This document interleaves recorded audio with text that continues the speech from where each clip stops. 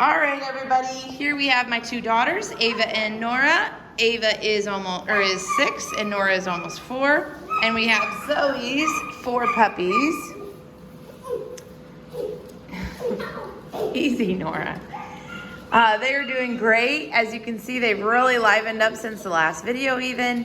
The hardest problem here is that the girls just want to hold them, and I know you guys want to watch them play too. So here they are. Girls, you can hold them a while, but then put them down so we can watch them play. She has red, she has purple, greens right here, and blues right here. Okay, so I'm gonna get started. This is gonna be a long video. You can feel free to adjust your playback speed. You go to the little settings button in the bottom right corner and find playback speed, and you can speed me up if you want.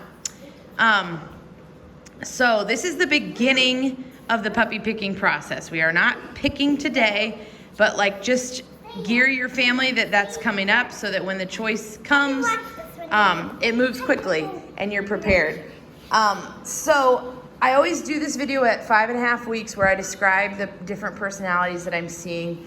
And I do it now because I've found there's like this perfect little window, and it's very brief, and it's right in between like 4 weeks when all you're seeing is developmental differences, and 6.5, 7 weeks when all of a sudden all you're seeing is crazy puppy energy. And you can look back on past litter videos and you can see the same thing play out over and over and over and over. By 7 and 8 weeks, they're just running around so crazy.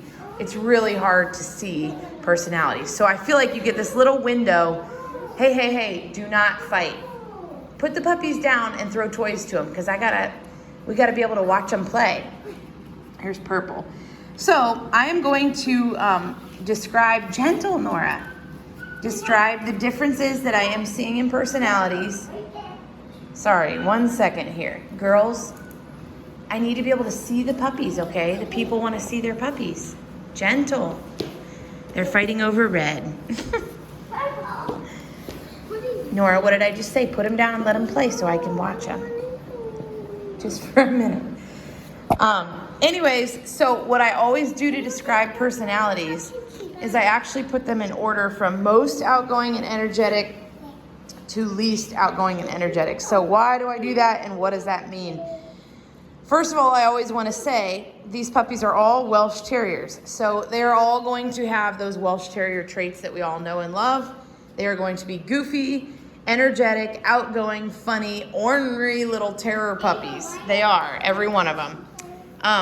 But under the umbrella of being a Welsh Terrier, and I'm gonna pause to say, this is blue, this is purple, that's red, that's green. Hey, Nora, you gotta be gentle, move slow. Under the umbrella of being a Welsh Terrier, they all have different personalities. And for those of you that have had many terriers over the years, I know you're in agreement, you're nodding your head, you understand exactly what I'm talking about. But some of you are kind of new to the terrier journey, and maybe you've only met 1 or 2 terriers, and you're basing the whole Welsh Terrier breed off of that dog and thinking, that dog will be exactly what I'm getting. And you very well are you are going to see a lot of similarities. Those are all the Welsh Terrier similarities. But there's huge variation in personality. Just like kids from the same parents, you'd think they'd be the same, look the same. They don't, they vary. It's just like that. So anyways, let's see. So most outgoing and energetic, a lot of times, who is this? That's blue.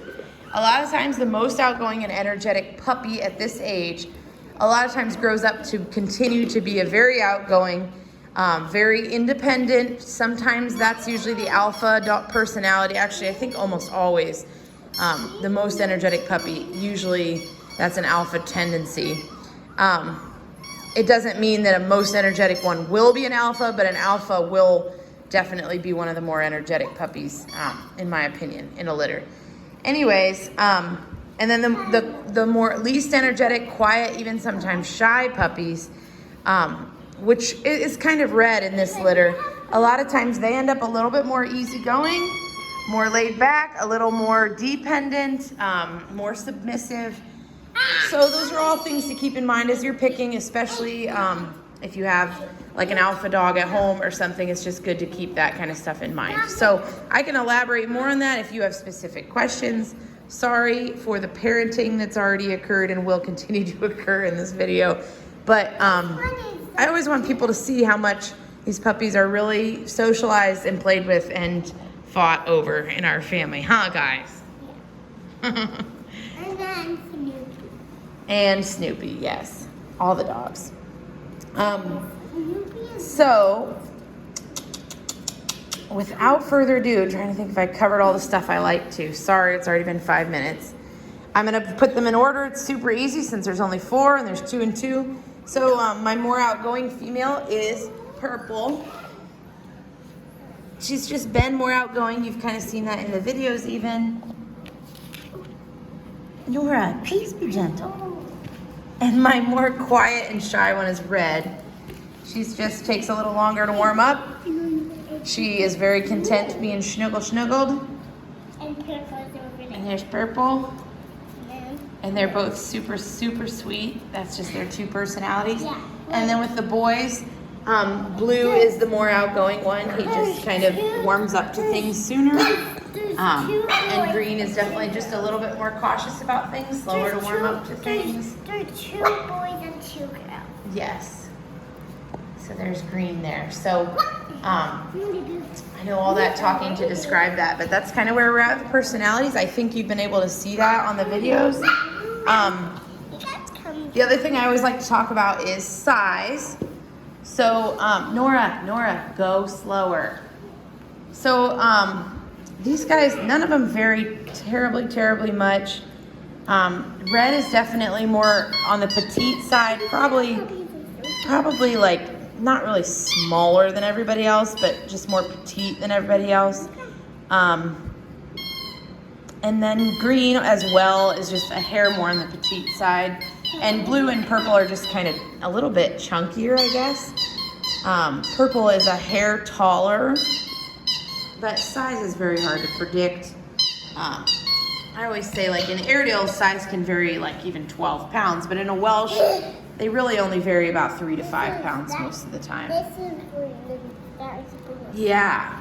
And then the other thing I always like to point out is color.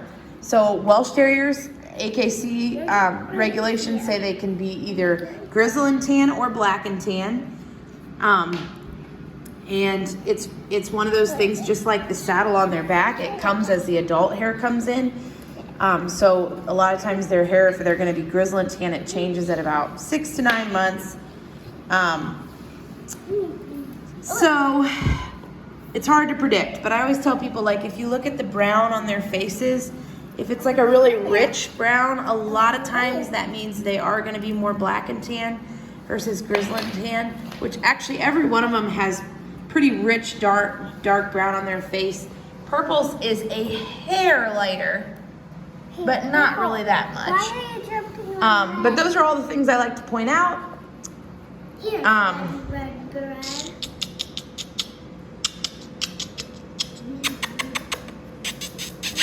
Green, red, blue, purple. So I will get a video for you middle of next week. So they'll be about 6 weeks old. And then it'll be another long one, but way less of me talking. Mostly just kind of watching one dog at a time and letting you just kind of watch and follow them. And then we will start the puppy picking. I'll send an email along with that video link. And you will basically just click reply all and let everybody know who you pick. So here we go, everyone. You can pick the red because she's so cute. The girls always have a favorite, but it changes quite a bit. But this one's kind of cute. You're the cutest. No, this one.